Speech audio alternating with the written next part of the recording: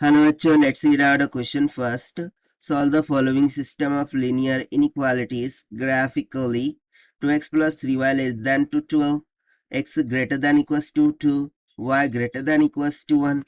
So यहाँ पर हमें लीनियर इनइक्वालिटीज इक्वेशन को ग्राफिकली सॉल्व करना है. So स्टार्ट करते हैं की कॉन्सेप्ट से which we are going to use here for this question. तो जब कभी आपको ग्राफिकली लीनियर इनइक्वालिटीज को सॉल्व करने के लिए बोल जाए तो उसके लिए हम ग्राफिकल कॉन्सेप्ट का यूज करेंगे.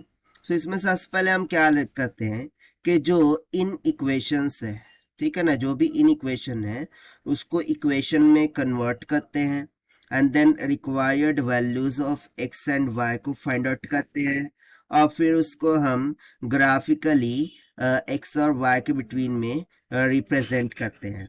And after representing it at the value of x comma y equals to 0 comma 0 हम चेक करते हैं कि whether the inequality is satisfying or not. अब यदि ये सेटिस्फाई करता है दैट मीन्स टू से कि ट्रू होगा. सो ट्रू का मीनिंग ये है कि टूवर्ड्स द ओरिजिन हमारी ग्राफ होंगी, ठीक है ना, टूवर्ड्स ओरिजिन. ये सिंपल सा कंसेप्ट है. यदि ये फॉल्स हो जाए, राइट, सो इसका मीनिंग है against the origin. So towards outward भी लिख सकते हैं या फिर अगेंस्ट द ओरिजिन, ठीक है ना, अगेंस्ट ओरिजिन हमारी ग्राफ शिफ्ट कर जाएंगी. अब वो वाला रीजन हम वहां पर इनइक्वालिटीज के लिए डिफाइन कर सकते हैं. सो बस इसी कंसेप्ट का यूज करते हुए स्टार्ट करते हैं हम. तो सबसे पहले इन इक्वेशंस को लिख लेते हैं कि 2x प्लस में 3y लेस देन टू 12 है. ये फर्स्ट वाली हो गई. सेकंड वाली है x greater than equals to 2 and third equation दे रखी है y greater than equals to 1. तो सबसे पहले हम इन इक्वेशन को इक्वेशन में कन्वर्ट करेंगे, यानी कि 2x plus 3y equals to 12 हो जाएगा, x इज इक्वल्स टू 2 हो जाएगा, y इज इक्वल्स टू 1 हो जाएगा. अब हम required values of x and y find out करेंगे. So at x is equals to 0 यदि मैं इसमें सब्स्टिट्यूट करूं, ठीक है, इसके लिए मैं बॉक्सिंग बना लेता हूँ सिंपल, इससे आपको क्लियरली अंडरस्टैंड हो जाएगा कि यहाँ पर ये x को 0 रखा है यदि मैंने.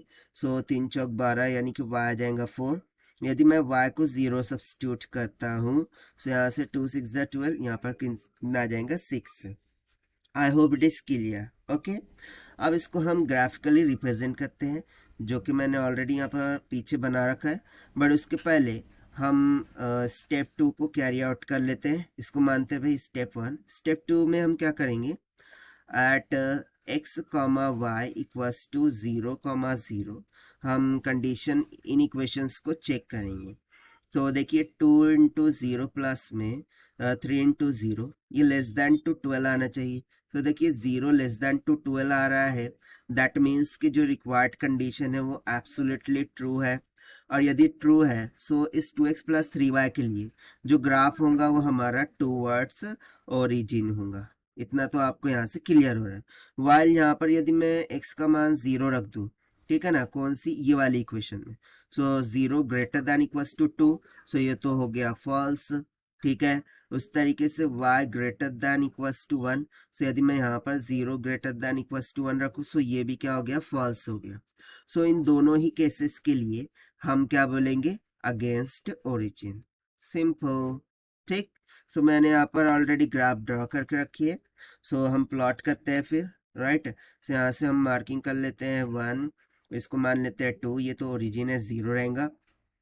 3 4 5 हो जाएगा, 6, यहाँ 7 8, उस तरीके से यहाँ पर मार्किंग करते हैं 1 2, यहाँ पर हो जाएगा 3 4 5 6, sorry 5 6 and this is nothing but 7, this is 8 here, right. So अब चलिए हम जो भी पॉइंट्स हमने निकाल कर रखे हैं उनको यहाँ पर नोट डाउन करते हैं. ओके, सो 2 कॉमा 0 पहला पॉइंट कहाँ मिल रहा है, 0 कॉमा 4. सो y पर 4 पर, राइट. सो इसको मैं अलग कलर से दिखा देता हूँ. सो देखिए 4 पर यहाँ पर हमें एक पॉइंट मिल रहा है.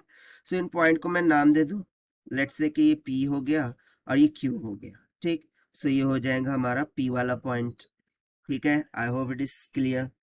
देन उसके बाद क्यू वाला पॉइंट 6,0 यानी कि ये तो एक्स एक्सिस पर होगा यहाँ पर कहीं भी, तो ठीक, ये हो गया हमारा क्यू। अब इन दोनों को हम ज्वाइंट कर देंगे बाय अ लाइन, ठीक से। यहाँ पर सिंपली मैंने लाइन के द्वारा इन्हें ज्वाइंट कर दिया है। और ये कौन सी वाली इक्वेशन थी, हम उसको दे देते हैं, that is 2x + 3y < 12, 2x + 3y < 12, ठीक है। और इसके लिए मुझे क्या बोला गया था कि टूवर्ड्स ओरिजिन ये शिफ्ट करेंगे, ठीक है। सो इसके लिए हम एरो इस तरीके से ओरिजिन की तरफ यहाँ पर ड्रॉ करके रखते हैं for our understanding purpose, okay, don't be confused.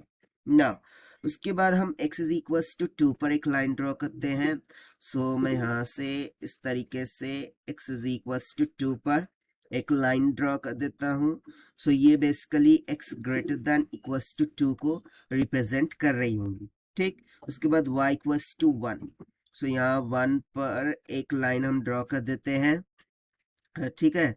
So y = 1 that means > 1 को रिप्रेजेंट कर रही है। और इन दोनों ही के लिए हमारे पास क्या कंडीशंस आई थी, अगेंस्ट ओरिजिन, यानी कि फॉल्स, ऑब्वियस सी बात है।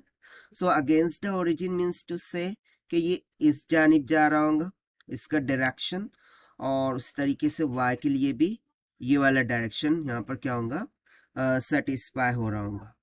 सो देखिए बेसिकली यदि मैं इन इक्वेशंस को देखूं, सो x > 2 y > 1, सो ये इस बात को रिप्रेजेंट कर रहे हैं कि इन तीनों में कॉमन जो होगा वही हमारा ग्राफ होगा।